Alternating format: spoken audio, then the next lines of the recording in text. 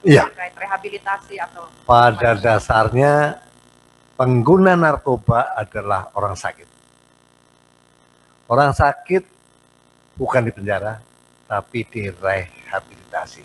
Jadi tanpa rehabilitasi maka jangan dua kali itu, ini mungkin tiga, empat kali, 5 kali. Jadi seperti Pak Beni yang katakan tadi, seperti Profesor Andrianus tadi katakan bahwa ya karena masuknya begitu deras para pengguna di penjara itu selalu menjadi persoalan kita, kapasitas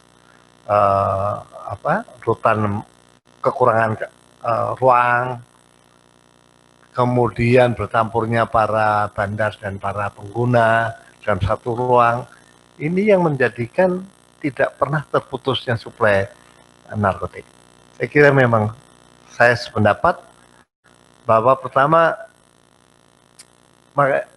komitmen dari para petugas, komitmen dari para penyelenggara negara ini bahwa pengguna tidak dipenjara tapi direhab, itu intinya. Terima kasih.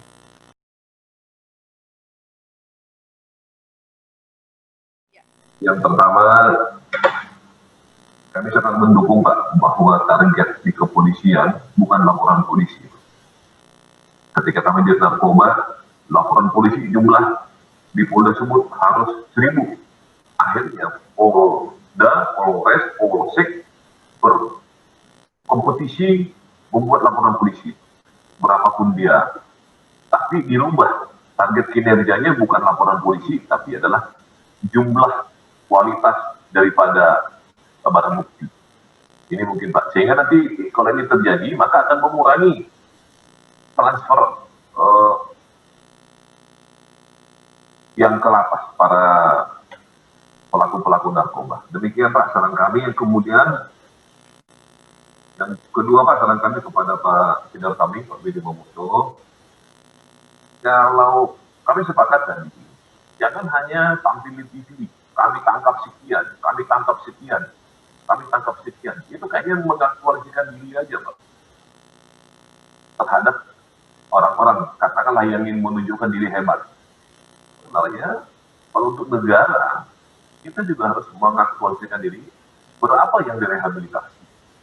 Ada juga anggaran-anggaran di suatu lembaga, ada rehabnya, tapi tidak pernah yang diungkapkan hanya kehebatan menangkap. Itu Pak. Kemudian Pak Mamoto, Pak senior kami juga, ketika kami memindahkan bandar-bandar yang tadi Pak yang Bapak katakan digerumbukan, ada potensi untuk kerusuhan kalau memindahkan bandar, itu pun kami rasakan. Tapi kami katakan tadi sudah 350 yang kami pindahkan, dan jauh ini mudah-mudahan Tuhan selalu menyertai sehingga aman terus pemindahannya. Dan pada saat pemindahan itu Pak, kami tidak sebutkan, ternyata pejabat-pejabat yang di luar lapas, kami tidak sebutkan di sini, banyak yang nelfon saya Pak supaya nggak dipindahkan itu bandar-bandar itu, sampai level masing-masing sampai setingkat yang paling tinggi, dengan alasan pengembangan dan seterusnya. Padahal kami setelah kami pindahkan ya tidak masalah juga, tapi ada intervensi untuk supaya tidak memindahkan. Mungkin dengan kami jadi dirjen pas ini ya kami agak berani Pak, kami berani melakukan. Tapi kalau dirjen pas bukan dari polisi, itu sudah Pak, lewat itu Pak malam Pak, pasti dipindah tetap aja di situ di lapas itu. Demikian Pak. Kemudian kami ke Tual, Makasih dari lapas kelas 2 B Tual, petugas rehabilitasi belum ada. Nanti proses lapas kelas B Tual. Kemudian kenapa belum ada? Nanti bisa disampaikan berjenjang ke pada Kakanwilnya. Kakanwil. Jadi lapas itu bertanggung jawab kepada Kakanwil. Komandannya, jadi Kapolda itu Pak. Kapoldanya itu adalah sebenarnya lapas itu adalah Kakanwil yang harus disampaikan, nanti baru ke kami. Nanti yang akan pecahkan kalau tidak di Kanwil tidak bisa terpecahkan. Dan tidak layak, lapas tidak layak. Terima kasih Mbak Eri. Bukan hanya di Kota Tual, bukan hanya di Kota Tual. Kalau kita kami sudah berkunjung beberapa lembaga pemasyarakatan, banyak sekali yang tidak layak. Kami tetap kepada anggaran untuk memperbaiki, untuk membesar blok dan seterusnya. Dan sampai saat ini untuk tahun depan sudah ada perubahan-perubahan anggaran yang kami sampaikan ke Pak Menteri, kemudian juga kami pendekatan ke Dirjen Anggaran untuk menambah kualitas daripada masing-masing lapas di seluruh Indonesia ini yang bisa ditangani oleh anggaran. Terima kasih Mbak Heri.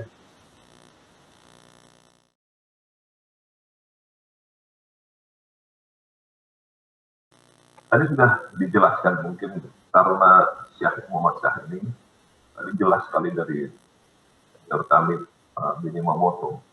Jadi persoalan-persoalan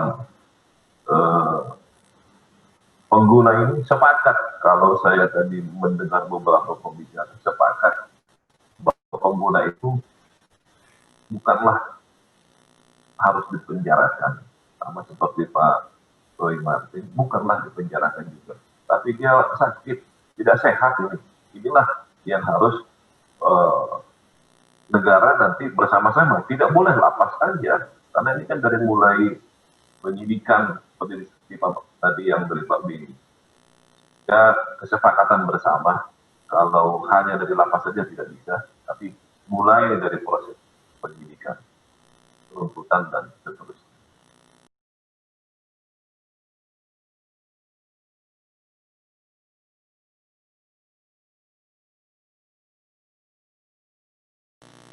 Ya kalau dibilang masalahnya adalah kebijakan setengah hati ya.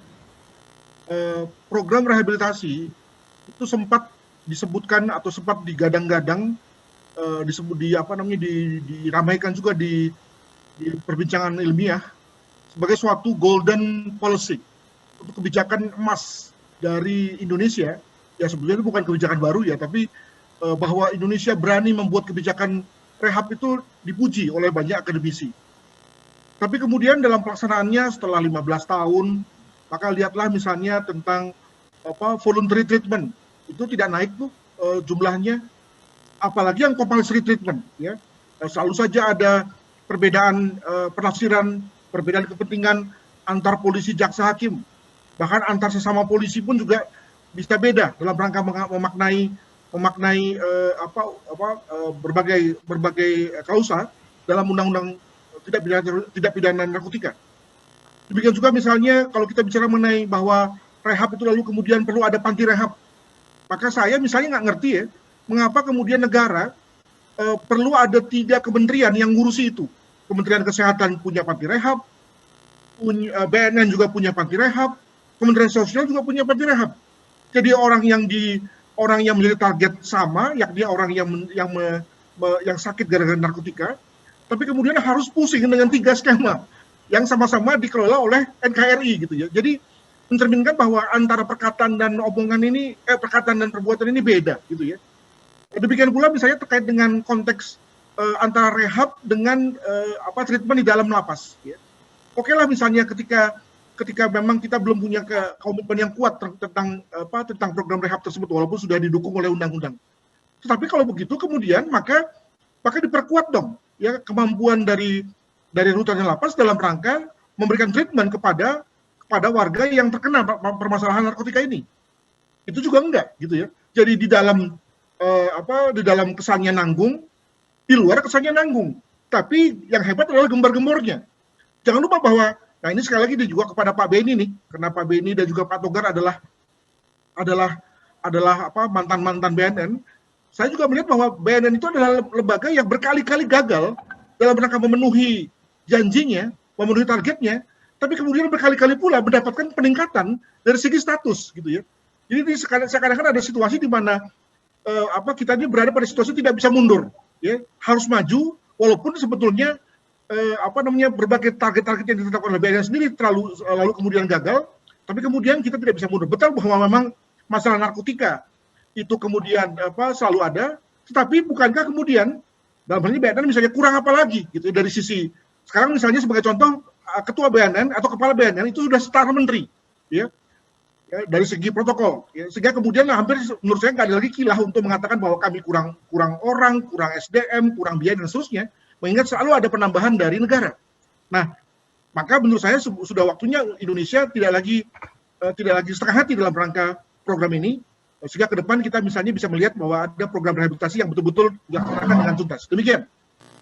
Ya, terima kasih banyak Pak Profesor Adrianus. Bapak Benny Mamote mungkin ada tanggapan? Silakan Pak. Terima kasih. Saya ingin menyampaikan beberapa hal. Kalau tadi dikatakan kok kelihatannya nggak serius, nggak maksimal dan sebagainya. Arahan dari Presiden jelas, tegas. Tetapi implementasi di bawah, di pemangku kepentingan, saya lihat beragam. Kuncinya menurut saya, beliau-beliau yang duduk pada posisi itu belum menyadari betapa seriusnya ancaman narkoba. Saya bisa membandingkan dengan mereka yang pernah anaknya kena dan menderita bagaimana menangani anaknya. Itu kalau dimintain pendapat, serius tegas. Dalam satu forum rapat, saya terpaksa mengeluarkan kalimat yang kurang enak. Ketika kita akan memutuskan narkotika sintetis jenis baru untuk bagaimana dimasukkan dalam golongan 1. Berlarut-larut. Bayangin, metilon itu hampir 1 tahun baru masuk di daftar golongan narkoba. Akibatnya apa? Dalam 1 tahun sudah tumbuh berkali-kali, berlipat-lipat jumlah yang baru. Akhirnya apa? Saya sampaikan, Bapak Ibu sekalian, apakah kita menunggu anak kita kena baru kita mau serius? Kalimat itu rupanya yang menghentak. Dan kemudian tidak lama kemudian keluar. Jadi ketika kita memahami seriusnya masalah ini, daya rusaknya, kenapa dalam paparan selalu saya angkat itu dulu? Karena ya memang ketika kita paham bahwa itu akan mengancam anak cucu kita, keluarga kita, maka kita ketika mendapatkan tanggung jawab, tugas, pasti serius. Karena udah tahu bahwa itu akan berdampak ke kita juga. Nah, dalam konteks ini memang koordinasi, kalau dikatakan mudah diucapkan, sulit dilaksanakan, iya. Ada perebutan kewenangan, iya, itu kami alami. Bagaimana soal institusi penerima wajib lapor, bagaimana masalah pengelolaan data segala macam, tarik ulur, akhirnya anggaran lewat. Ini fakta. Jadi menurut kami yang pertama tentunya harus ada kesamaan persepsi menghadapi masalah serius ini.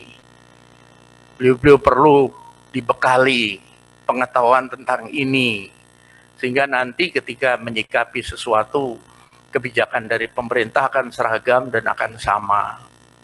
Nah, kalau mau bicara masalah penguatan kelembagaan segala macam, tapi tidak disertai dengan kinerja, sama aja bohong. Hanya nuntut hak, fasilitas, tetapi kinerja tidak. Kemudian perlu transparansi. Kalau tadi saya singgung, oke, kalau nangkap, diekspos, tapi jumlah yang direhab tidak. Harusnya paling tidak data kuantitatif. Panti rehab ini merehab sekian, panti rehab ini merehab sekian, swasta sekian, publik supaya tahu. Dan ini diharapkan memotivasi pemerintah daerah untuk ikut serta berperan membangun panti rehab. Ketika tidak, orang rame-rame ikut wajib lapor. Tetapi kemudian tidak ada yang menampung, muncul masalah baru. Maka pada kesempatan ini tentunya dari teman-teman Granat sudah harus mulai kampanye nih. Orang tua yang anaknya kena tidak lapor, ada sanksi hukum. Diharapkan rame-rame ke IPWL. Tapi pertanyaannya, siapkah IPWL menerima dan menindaklanjuti mereka yang melapor? Nah, kompleksitas masalah ini yang tentunya sekali lagi menjadi tanggung jawab kita bersama.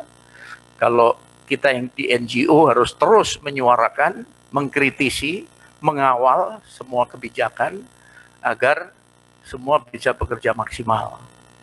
Kalangan akademisi ketika New Psychoactive Substances dulu mulai muncul, kami menyelenggarakan seminar bekerja sama dengan BNN. Rekomendasinya apa? Kita mengadopsi Jepang. Cukup dengan memasukkan rumus kimia inti, maka turunannya semua sudah otomatis bisa dimasukkan golongan narkotika. Sehingga tidak tiap nama baru menunggu berbulan-bulan, tapi cukup dengan rumus kimia inti, maka turunannya sudah masuk. Nah, ini kan terobosan. Ketika itu bisa dilakukan, maka kita bisa efisiensi dalam hal nanti memproses satu jenis itu masuk NPS atau bukan. Jadi sekali lagi, kalau saya dalam kapasitas sebagai pribadi, meskipun sudah tidak menangani masalah narkoba secara langsung, saya tetap komit, saya tetap peduli, sumbang pikiran, tenaga untuk sama-sama kita bisa menyelamatkan generasi muda kita ke depan. Nah, tentunya kalangan akademisi dituntut dengan keilmuannya bisa mencarikan solusi bersama. Saya yakin ke depan ketika kita bergerak sama-sama, mengawal sama-sama, maka aparat pemerintah yang main-main atau yang setengah hati bisa kita cambuk untuk lebih serius lagi. Terima kasih.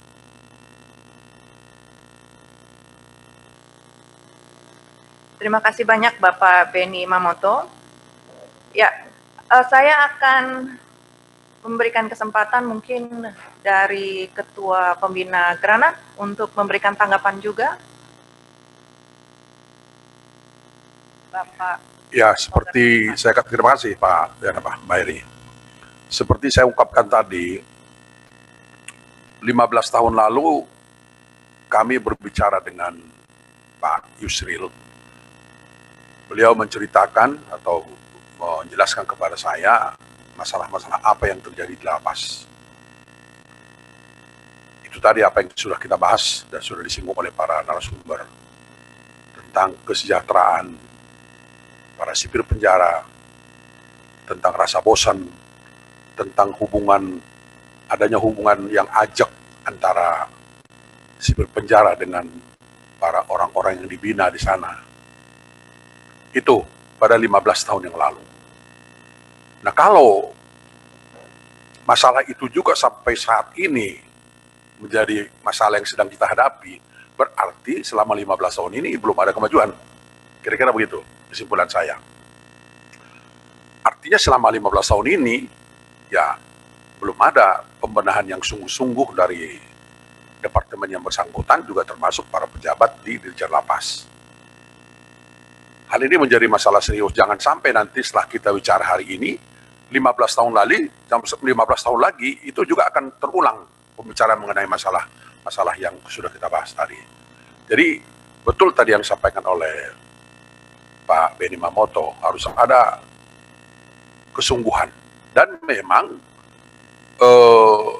masalah pembenahan di lapas ini bukan menjadi tanggung jawab pemerintah, bukan menjadi tanggung jawab dari Kemenhukum dan HAM saja, khususnya Direktur Jenderal Lapas, bukan. Menjadi tanggung jawab kita semua, menjadi tanggung jawab para ilmuwan, menjadi tanggung jawab para kami yang sudah pensiun, yang masih care terhadap masa depan bangsa ini. Ini perlu ada pertemuan-pertemuan yang lebih khusus untuk karena ini masalah serius ini. Timbul masalah A, ada masalah A, kemudian nanti melahirkan lagi masalah B, dan seterusnya. Tidak akan pernah berhenti, dan kita tidak akan pernah jangan pernah mencari kambing hitam. Persoalannya sekarang ini adalah bagaimana kita menjadikan para orang-orang binaan, katakanlah para terpidana akibat narkoba ini, bisa menjadi orang-orang yang bermanfaat kembali ketika dia kembali ke tengah-tengah masyarakat. orang yang dapat beraktivitas. Walaupun berulang kali saya katakan bahwa ada istilah one way ticket, hanya ada satu tiket berangkat, tidak ada tiket pulang. Artinya itu apa? Tidak ada kesembuhan bagi pemakai. Tetapi dalam beberapa kasus ada juga yang bisa sembuh. Asalkan dia punya komitmen untuk meninggalkan kebiasaan buruk itu. Ada bantuan dari masyarakat, ada bantuan dari keluarganya. Jadi proses ini memanusiakan manusia ini memang betul-betul harus sungguh-sungguh kita lakukan. Oleh karena itu, apa yang kita sudah bahas hari ini memang sungguh menurut saya sangat luar biasa dan ini menjadi masukan bagi Granat untuk memberikan rekomendasi kepada pemerintah. Mudah-mudahan apa yang kita bahas hari ini dan yang sudah saya pernah kemukakan 15 tahun yang lalu, itu jangan sampai itu juga yang terulang nanti pada tahun-tahun mendatang. Kira-kira begitu, Mbak Eri. Atas tanggapannya, dan sekarang saya akan memberikan kesempatan kepada Bapak Henrioso Diningrat, selaku Ketua Umum Granat, untuk memberikan tanggapan. Saya akan menyampaikan tanggapannya, sekali lagi mengasih kegiatan ini, mudah-mudahan bermanfaat kita semua, khususnya bangsa dan negara, dan hal-hal yang menjadi bagian di lembaga pemasyarakatan kiranya dapat isi dan pas. Sekali lagi terima kasih kepada segenap narasumber. Mudah-mudahan Granat selalu melaksanakan pengabdian tanpa batas. Terima kasih. Assalamualaikum warahmatullahi wabarakatuh. Ya, terima kasih banyak Pak Henry. Untuk tanggapannya, saya rasa kita bisa langsung ke sesi pembacaan kesimpulan dari webinar ini. Saya akan membacakan kesimpulannya langsung. Ya, tiada henti-hentinya persoalan lapas selalu mencuat ke permukaan dan sepanjang waktu persoalan ini tidak kunjung selesai. Ini adalah persoalan klasik yang selalu ada, yaitu penggunaan telepon, over capacity, kurangnya petugas lapas, serta oknum petugas yang menyalahgunakan wewenangnya. Pengguna narkotika di lapas tidak direhabilitasi dan lain-lain. Terlalu banyak gagasan daripada para pihak untuk membenahi lapas, akan tetapi sepertinya gagasan itu tidak dapat direalisasikan dengan baik oleh para stakeholder, baik itu pemerintah, jajaran legislatif, jajaran dirjen lapas, dan masyarakat. Bisnis narkoba tidak boleh terjadi di dalam lapas, baik sebagai bisnis di internal lapas maupun sebagai pengendali di luar lapas. Stigma lapas sebagai rawan peredaran gelap dan penyalahgunaan narkoba harus segera diakhiri. Semua pihak harus menaruh perhatian khusus, khususnya di jajaran dirjen lapas, lebih khusus lagi adalah petugas lapas dan kalapasnya. Penghuni lapas juga termasuk. Langkah efektif dan efisien harus segera dilakukan karena di lapas tempat berkumpulnya para bandar, para kurir, dan para pencandu. Pemerintah harus serius, oknum yang nakal harus ditindak secara tegas dan keras, pengawas tidak boleh kendor, setiap hari di dalam kamar-kamar di dalam lapas harus dimonitor. Pemidanaan bukan satu-satunya solusi untuk memberantas narkoba. Ketika pemidanaan dianggap sebagai solusi utama, maka lapas akan terus penuh. Politik hukum soal narkoba ini harus dibangun sedemikian rupa. Situasi memang berat kalau melihat persoalan narkoba, akan tetapi negara dan masyarakat harus berbuat lebih banyak untuk menyelamatkan generasi dan bangsa ini. Cara pandang hukum dan medis harus berlangsung secara seimbang dalam politik hukum, kebijakan hukum, dan implementasinya di masyarakat. Karena masalah narkoba adalah masalah kita bersama, namun harapan masyarakat sangat tinggi terhadap lapas, sementara lapas adalah penerima bola terakhir persoalan penegakan hukum. Multipersepsi persoalan narkoba di kalangan penegakan hukum juga persoalan memberikan andil keruwetan persoalan narkoba ini. Komitmen bersama diperlukan, termasuk political will pemerintah. Bonus demografi merupakan aset bangsa, jangan sampai berbalik menjadi bencana demografi. Oleh karena itu perlu kepedulian kita bersama. Narkoba adalah senjata perusak massal. Narkoba mempunyai daya rusak yang sangat tinggi, bersamaan dengan terorisme dan korupsi. Oknum petugas lapas tidak boleh lagi terbuai dengan rayuan-rayuan berbagai fasilitas warga binaan yang bermasalah dengan narkoba. Hubungan personal di antara oknum dengan warga binaan secara negatif harus diawasi oleh Kalapas karena ini rawan kolusi dan korupsi. Penyelamatan anak cucu kita harus kita lakukan dengan serius. Jangan sampai mereka terpapar dengan narkoba. Oleh karena itu, soal narkoba, metode supply reduction dan demand reduction harus berlangsung secara seimbang. Data yang diekspos ke publik, di samping data pemberantasan juga harus ada data pencegahan serta data orang yang direhabilitasi. Itulah tadi kesimpulan mengenai diskusi dan tanya jawab kita pada hari ini. Sebelum berakhir, izinkan saya mengucapkan terima kasih kepada para pembicara tamu kita hari ini, Bapak Reinhard Silitonga, Profesor Adrianus Meliala, Bapak Benny Mamoto, dan Bapak Roy Martin yang telah berkenan menyisihkan waktunya untuk memberikan pengetahuan, pengalaman, dan gagasannya kepada kita semua melalui webinar Granat pagi hari ini. Terima kasih juga kami ucapkan kepada seluruh peserta dari DPD dan DPC, DPCK Granat di seluruh Indonesia yang telah mengisi sesi diskusi dan tanya jawab. Kami juga mengucapkan terima kasih kepada DPCK Universitas Bayangkara Jakarta, pimpinan Bapak Dr. Andes Bambang Karsono, SHMM, yang telah menyiapkan fasilitas telematika yang sangat memadai sehingga terlaksananya seminar virtual di kampus Ubara yang megah, bersih, dan nyaman ini.